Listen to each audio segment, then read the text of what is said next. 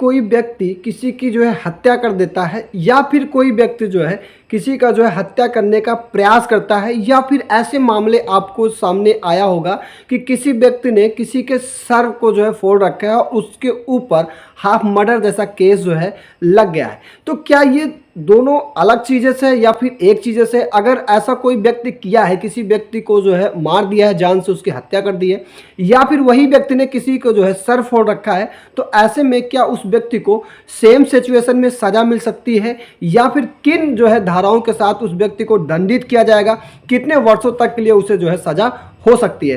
तो आज के इस वीडियो में हम जानेंगे। तो नमस्कार दोस्तों, आप सभी का स्वागत है सोनू पटेल एलएलबी में, और मैं हूं आप सभी का प्यारा दोस्त सोनू पटेल। दोस्तों, आज की वीडियो में बात करने वाले हैं आईपीसी की धारा 302 और आईपीसी की धारा 307 में क्या अंतर है, क्या दोनों सेम धारा हैं या फिर अलग अलग है। सबसे पहले हम बात कर लेते हैं कि आईपीसी की धारा 302 क्या होती है। सबसे पहले यहाँ पर क्या होता है कि अगर कोई व्यक्ति किसी व्यक्ति की जो है हत्या कर देता है तो उस व्यक्ति के ऊपर आईपीसी की धारा 302 जो है लगती है। सपोज करो कि कोई भी किसी भी तरीके से हत्या की जा सकती है, वो जो है कानूनन अपराध होता है। अगर किसी व्यक्ति ने ऐसा अपराध किया है तो उस व्यक्ति के ऊपर जो है एफआईआर दर्ज होगा, और एफआईआर दर्ज होने के बाद उसे जो है गिरफ्तार किया जाएगा, और गिरफ्तार करने के बाद उसे जो है अदालत में सजा सुनाई जाएगी। अब बात करते हैं कि आईपीसी की धारा 307 क्या होती है। 307 मीन्स ये होता है कि अगर कोई व्यक्ति किसी व्यक्ति को जो है जान से मारने की कोशिश करता है, वह जो है कामयाब नहीं होता है, तो उस व्यक्ति के ऊपर आईपीसी की धारा 307 जो है लगाई जाती है।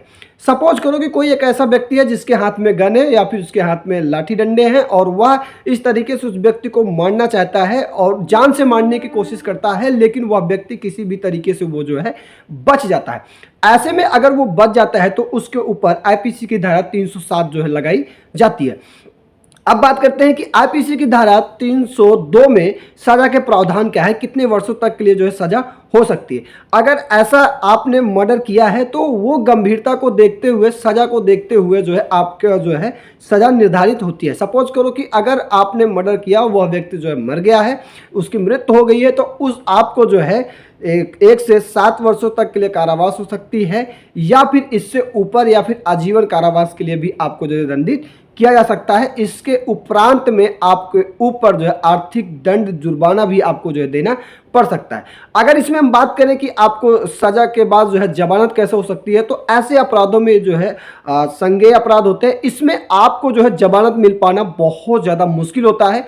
लेकिन किन्हीं कारणों से अगर आप मजिस्ट्रेट से जो है अपनी गुहार लगाते हैं तो मे भी हो सकता है कि आपका वकील जो है आपको बचा सकता है। लेकिन यहाँ पर मैं आपको क्लियर कर दूँ कि 302 के मामले में आपको सजा ही मिलना है, ना तो समझौता हो सकता है, ना ही जमानत हो सकती है। लेकिन कोई भी व्यक्ति के साथ ऐसी घटना घटती है तो उसके परिवार वाले, उसका वकील कोशिश करता है कि अपने मुवक्किल को जो है ऐसे केसों में फंसे ना, और उसे जो है बाइज्जत बरी करने की भी कोशिश करवाए। लेकिन अगर साबित हो गया है कि वह व्यक्ति जो है पक्का अपराध किया है, तो उसमें आजीवन कारावास या फिर मृत्युदंड होना ही होना है।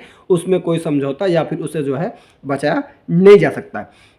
अब बात करते हैं कि आईपीसी की धारा 307 में सजा के प्रावधान के। अगर ऐसा किसी व्यक्ति ने किया है तो उस व्यक्ति को जो है 7 वर्षों तक के लिए जो है कारावास हो सकता है, प्लस उस पर भी जो है आर्थिक जुर्माना लगा के दंडित किया जाएगा। लेकिन ऐसे मामले में क्या होता है कि आपको जो है जमानत, कभी आप जो है ट्राई करते हैं एंटीसिपेटरी बेल के लिए, तो यहाँ पे एंटीसिपेटरी बेल मिल पाना बहुत मुश्किल है। लेकिन किन्हीं कारणों से ऐसा होता है कि जो है आपने नहीं किया है, लेकिन आपको झूठा केसेस लगा दिया गया है। एक्चुअली होता क्या है कि जो ये हाफ मर्डर का केस होता है, ये हाफ मर्डर का केस किसी भी आईपीसी या फिर किसी भी जो है सीआरपीसी में दर्शाया नहीं गया है।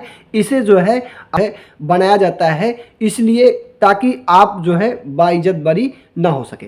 ऐसे मामले में यदि आपके साथ ऐसा होता है तो आप सीधा अपने वकील से मिलकर सारी चीज़ों को आप कंफर्म करा सकते हैं। अब बात करते हैं कि इसमें आपको जो है जमानत मिल सकती है या फिर नहीं मिल सकती। तो ऐसे मामले में आपको जो है जमानत मिल पाना बहुत मुश्किल है, लेकिन आप प्रयास कर सकते हैं। तो दोस्तों, आज की वीडियो यहीं तक के लिए, फिर मिलेंगे किसी नए वीडियो के साथ। तब